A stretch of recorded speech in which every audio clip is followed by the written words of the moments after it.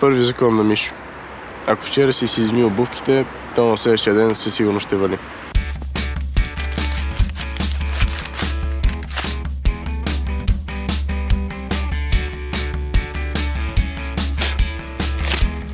Втори закон.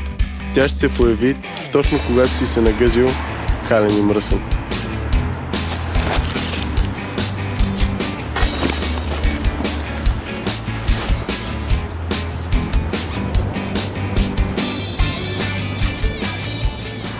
Здрасти, Вики. По какво не е следващия час? Познаваме ли се? Аз съм Мишо. Кой? Мишо, седя пред теб от 3 месеца. Не, пред мен седи един смутаняк с лекета по блузата. Аз трябва да съм. Взриви ми се колбата по СИП химия. Не, друг смутаняк беше. Реших ти задачата на контролното?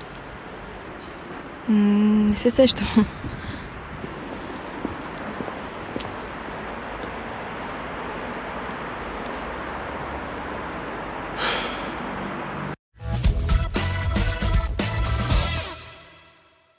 Три месеца и още не те познава.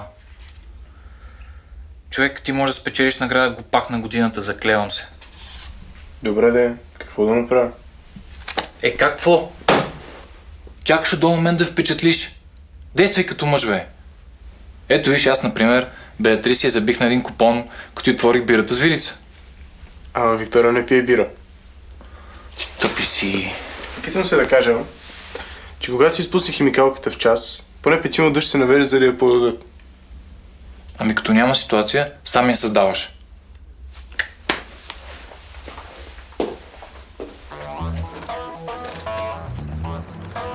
След като направих анализ и изведох алгоритъм за възможностите, се спрях на една – да изкрие якито.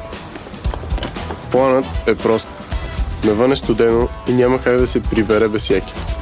Тогава аз си предлагам моето, изпращам я до тях, за да си го взема и я целувам на вратата. Гениално! Ще откача? Няма ми го якито.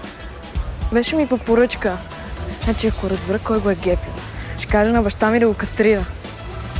Не знам как ще се прибера сега. Много е студено и... Хубаво, айде. Чао. Какво зяпаш, бе? Случайно чух, че са ти откраднали якито. Да, сигурно някой тотален чекиджия. Сигурно. Искаш да ти дам моето, за да се прибереш? Чисто нова е. От мола. Много мило, ама... Няма ли да ти е студено? На мене? Не. Аз съм супер кален. Спал съм в палатка на екстремни условия на Черни връх. А ти как ще се прибереш? Ще те изпратя и след това ще го взема.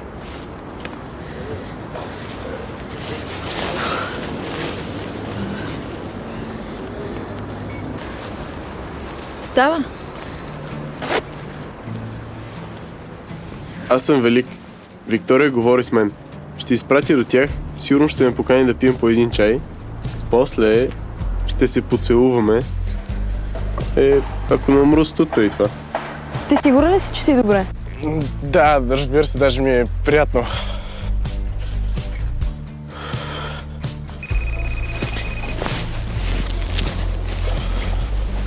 Тони Стоев. Ало, Тонка. Къде се загуби? Парти. Сега. Добре. Окей, ще се видим след малко. Супер. Айде, чао. Тони Стоев прави парти. Боже, не мога да повярвам. Къде? В тях. Става ли утре ти върна якито, защото сега бързам? Добре. Айде, чао.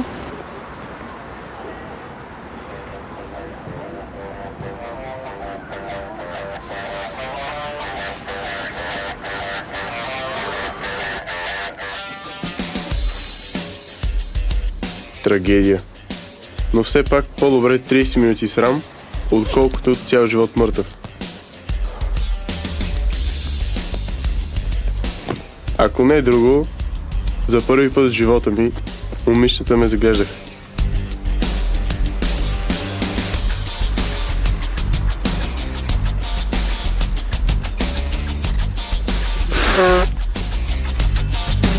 Не се сещам, съжалявам. Стоп, айде още веднъж да правим без да спираме. Тихо! Чакаме самолета. Тони прави парти! О, да! Къде? Аз.